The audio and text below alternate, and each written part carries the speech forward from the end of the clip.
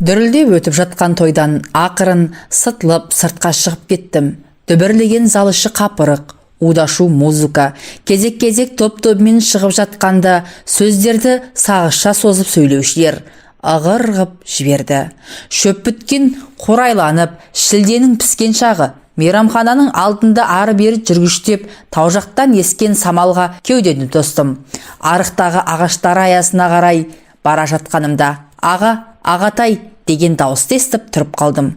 Қасыма жазғы шифон, жеңсіз көйлек киген, толықша әйел ентіге келіп, «Аға, мені танымадыңыз ба?» деді бірден.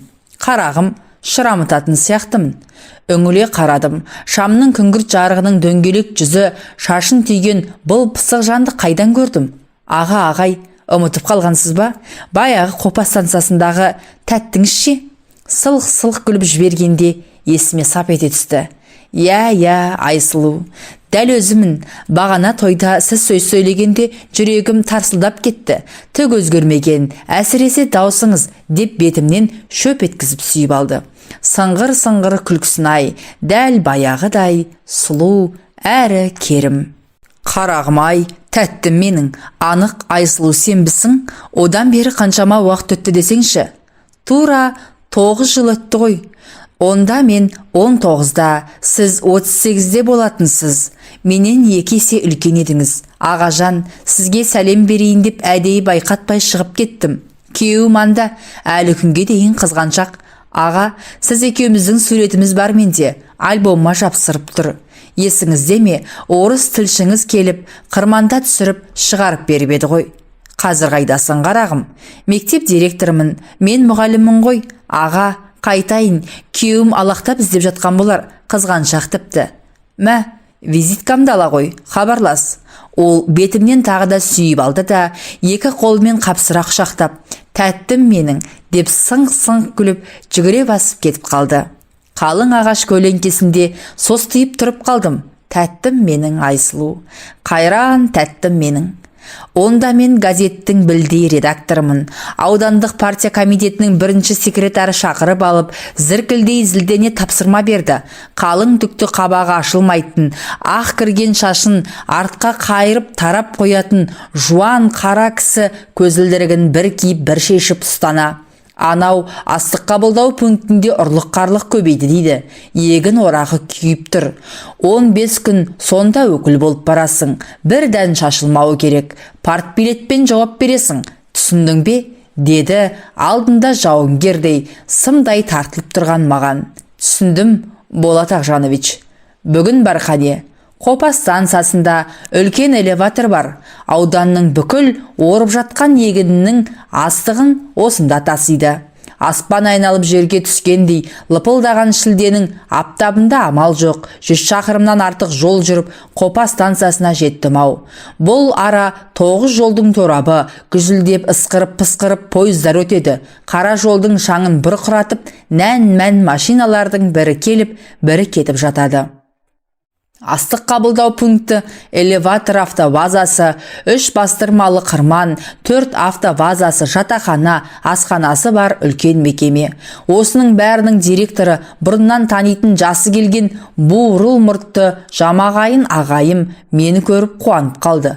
Болат Ақжанович айтты, сені өкіл болып келеді деп. Биыл егіннің тұнып бітік шыққаны ай. 5 жыл бұрын 7 миллион пұт жинап едік. Биыл аудан 10 миллионға жетейін деп тұр. Жүр, саған бөлек жай, тыныш жерден дайындап қойдым, деп бурыл мұртын сипап жатын орнымды көрсетті. Бұл аудан облыс басшылары келсе тынығатын жер еді. Сенен інім, несін аяйын, өзің демал, ішінде бәрі бар, тамағыңды осында алып келіп беретін болады, деп бастық ағам шаруасын асықты. Пойыз жолдың астыңғы беті жусанды, сағымды, буған дала, ары қарай жел суарған, күн шыжғырған, сексеуілді құм дөңір. Ал тау жақ беті түгел егістік. Қазір сары алтындай толқып, шалқып ұшы қиырына көз жетпейді. Тың көтеру деген Хрущевтің ұранымен бұрын мал жайылымы болып келген алып алқапта соқа түсіп, айдап тастапты. 4-5 жыл ғана бір өнім береді, ал қалған уақытта аңызаққа күйіп, қу сабағы сорайып, комбайн түсуге де жарамай қалады. Биыл егін ырғын, елдің бәрі көңілді, ала шапқын, жуынып шайынып болып далаға шығайын дегенімде есік тақылдады. Кіріңіз. Сәлеметсіз бе ағай, деп жасы 40-тан асқан, кең мол жеңіл көйлек киген толық әйел, оның артына жасырына үлбіреген қыз кіріп келді. Мә, ағай деппін ғой, менен де кіші жапжас екенсіз ғой. Сізге түса салып келдім. Мен осында аспазбын, әрі таразыда істеймін, осында тұрамыз. Үлгер алмай жатсам, мына қызым Айсұлу алып келіп береді, деп әйел стол үстіне ақ орамал жайып, тамақтарын қоя бастады. Атым Назымбек, 38-демін, дедім, жас дегенге намыстанып. Нәке, асыңыз тәтті болсын. Егер бірдеңелер керек болып жатса, ертерек айтып қойыңыз, бәрін әзірлеп береміз, деп толық әйел қызын ертіп шығып кетті. Астық қабылдау пунктін түс ауа аралап шықтым. Егін басынан тізіліп, нән машиналар келіп, қырманға қорабындағы астықты суылдатып, төгіп, қайта қара жолды шаңдатып, сары жалданған егін алқабына тартты. Қырманда тау-тау үйілген қызыл бидай, арпа, ертерек орылып таразыға салынып, қамбаға құйылып жатыпты. Бәрін аралап, аяңдап, оралғанымша кеш болды. Далаға душқа түсіп келе жатқан жайыма кіре берсем, бағанағы шешесінің артына жасырынған еліктің лағындай қыз күтіп тұр. Аға, тамаға келдім, деді, көзін жарқ еткізе бір қарап. Айсұлу, қазір киінейін, деп жалаңаш кейпімнен қысылып, төр бөлмеден жейде сымымды киіп шықтым. Мұнда тым ыстық екен, дедім. Шілде кірді ғой, бүгін 41 градус болып тұр. Дала жанып тұр, бәсе, қалай шыдайсыңдар? Күніне 2-3 мәрте суға түсіп аламыз, тіпті үйреніп кеттік, осы жерде туып өстік. Мен ана тауда салқын самал төскейде туған жамын. Айсұлу, не істейсің мұнда? Таразышымын, келіп көресіз бе? Деп тәтті жымиды. Ертең барамын. Айтпақшы, мынау менің кітабым, деп сиырдың тілінде жып-жұқа жаңа шыққан әңгімелер жинағымды бердім. Ой, рахмет ағай, сіздің әнеугінгі газетке шыққан Қос ғашық деген әңгімеңізді оқыдым. Тек бітпей қалған секілді. Соңында не болғаны түсініксіз. Әдей солай істедім. Оқырман ойлану керек. Жақсы ағай, деп ыдыс аяғын жинастырып, берген кітабымды алып, қыз шығып кетті. Электр жарығын жақпай, кешкі қараңғылықта біраз отырып, далаға шықтым. Екінші қауым түні бойда тыным таппайды. Қаздай тізіліп, 5-6 комбайн шамдарын жағып алып, теңізде жүзген қайықтай, алыста егін орып жатыр. Гүж-гүж еткен ауыр үлкен машиналар легі де тоқтар емес. Бүкіл станса, элеватор, астық қабылдайтын жердің бәрі самаладай жап-жарық. Төменгі құм өңірімен ыстық леп соғады. Дала әлде лапылдап тұр. Қайта бөлмеге кіріп, салқындатқыш кондиционерді қосып, телевизор көріп жатып, ұйықтап кетіппін. Ертесіне сергек тұрдым да, егін басына тарттым. Бұл жартасты совхозында өмір шықпаған астық ырғын бөсіп, 4 бөлімшені аралап шыққанша, аптап күйіп тұрған күнде батыс сиекті түгел қызыл жалындатып, саңа әзер семді. Іңірде станцияға келіп, суға түсіп, салқындап шыққанмын.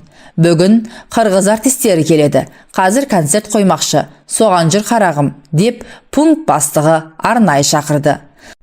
Дала қосынында сүргізілген сәкілерге отырып, біразы қара жерге малдас құрып, даладағы сахнадан концерт көрдік. Айсұлу шешесі, өзінен айнымайтын сіңлісі үшеу келіп, бір бүйірдегі жерге жайғасты. Өздері кішкентай орындықтарын ала келіпті. Комбайншы шофер, қырманшы қыз келіншектер топ-тобымен келді.